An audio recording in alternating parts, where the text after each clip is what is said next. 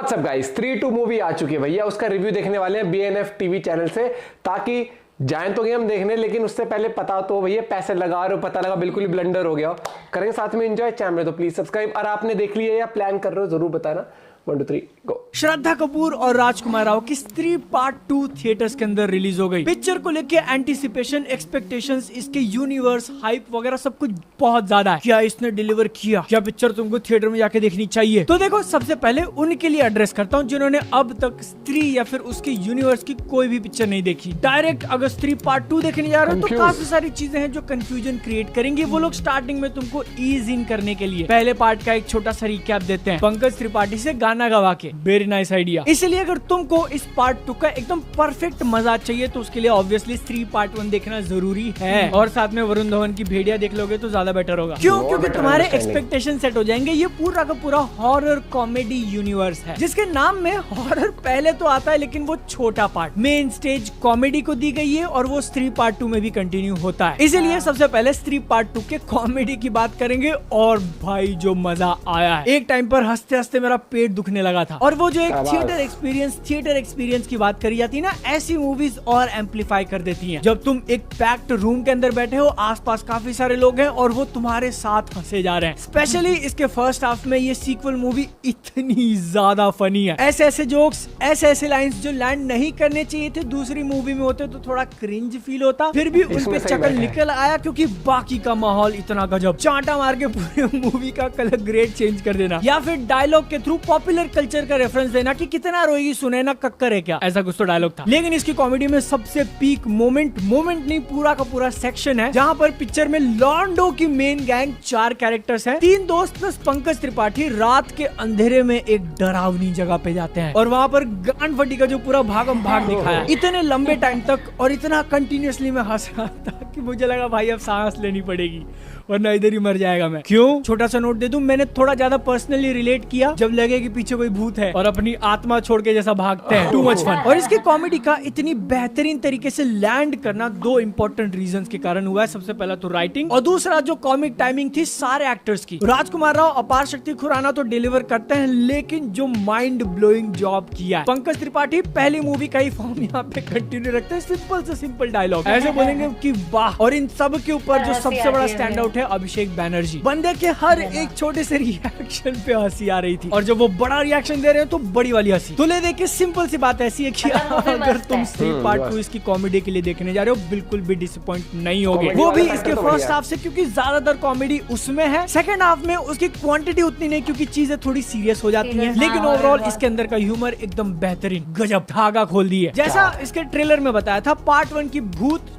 स्त्री चोटी काटने के बाद जा चुकी है, जहां पर पहली मूवी खत्म हुई थी कि वो शहर के बाहर लगे हुए पुतले को देखकर वापस चली गई। लिटरली उसी शॉट से ये पार्ट 2 चालू होता है। और अब क्योंकि स्त्री जा चुकी है तो उसके जाने के बाद एक नया भूत आ चुका है, सरकटा, जिसने स्त्री को एक नॉर्मल इंसान से स्त्री बनाया था। क्यों, क्या हिस्ट्री थी, क्या काम किए थे उसने, ये पिक्चर में बताएंगे। और चंदेरी गाँव के ऊपर ये जो नया संकट आया है वो किसको अटैक कर रहा है, कौन से लोग खतरे में है। पहले पार्ट के अंदर आदमी लोग रात को बाहर नहीं निकल पाते थे, सेकेंड पार्ट में औरतें अपने घर के अंदर भी सेफ नहीं है। तो ऐसे में इस भूत को भगाने की जिम्मेवारी फिर से उठाएगा कौन? आंखों से नाप लेके महिलाओं के घाघरा चोली 2 घंटे में सिलेगा कौन? पिक्चर के राजकुमार विकी प्लीज। मैं इसलिए बोल रहा हूँ कि इसका पार्ट 1 जरूर देख के जाना, क्योंकि ऐसे मोमेंट जो काफी ज्यादा पॉपुलर हो चुके हैं उनको फिर से रेफरेंस किया है। और अब जब मूवी के मेन कैरेक्टर के कंधों पे इतनी बड़ी जिम्मेदारी आई है तो वो क्या करेगा? कुछ नहीं, क्योंकि उसका मकसद सिर्फ एक ही है, श्रद्धा कपूर के कैरेक्टर का इंतजार करना कि वो कब उसके सामने आएगी। जिससे याद आया कि अगर तुम श्रद्धा के बहुत बड़े वाले फैन हो, सिर्फ उनके लिए मूवी देखने जा रहे हो तो थोड़े एक्सपेक्टेशंस कम लगाना, क्योंकि उनका स्क्रीन टाइम ज्यादा नहीं है। कुछ पावरफुल मोमेंट्स दिए जरूर हैं। उनके कैरेक्टर को लेके कुछ मिस्ट्री सॉल्व भी हो जाती हैं, कुछ इंपॉर्टेंट क्वेश्चंस का आंसर दिए भी नहीं जाते। लेकिन ये मूवी मोस्टली सरकटा और 4 लॉन्डो का ये जो गैंग है उनके अराउंड ही घूमती है। सरकटे से याद आया कि पिक्चर के अंदर हॉरर भी है, और हॉरर की बात मैं इतना लेट क्यों कर रहा हूँ, क्योंकि मेरी बहुत ज्यादा फटती है। और दूसरा कि इस मूवी के अंदर उतना ज्यादा भी नहीं था। अगर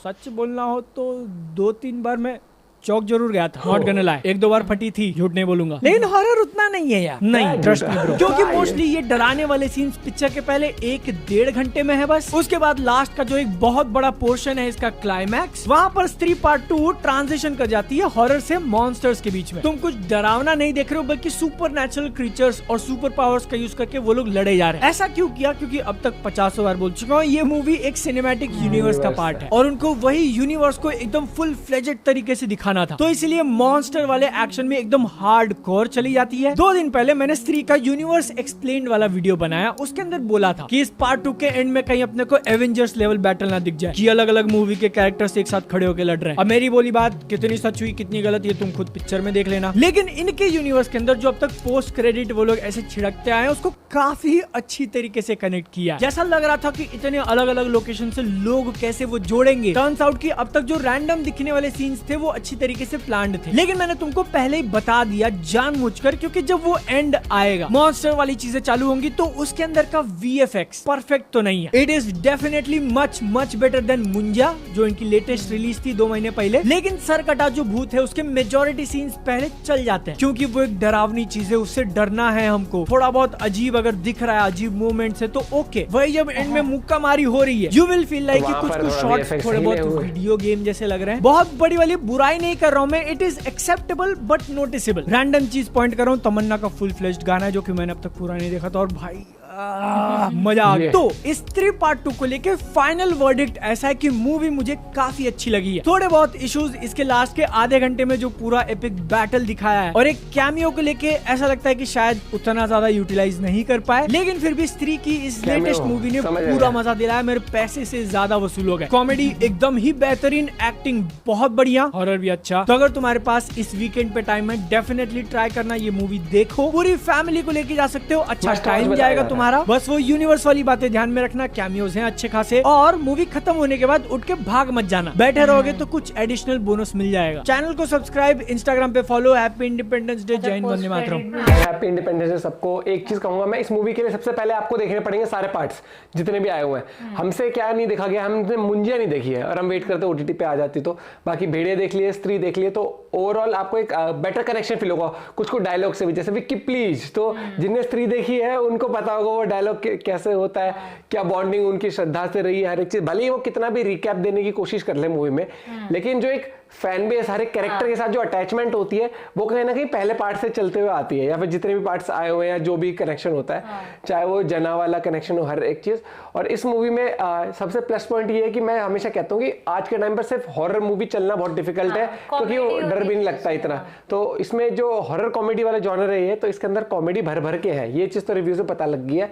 और मैं एक्साइटेड हूँ इस मूवी के लिए, और जल्दी इसका रिव्यू ब्लॉग भी आएगा हमारे चैनल पर। बाकी आपने अगर देखी तो आप भी बता सकते हो।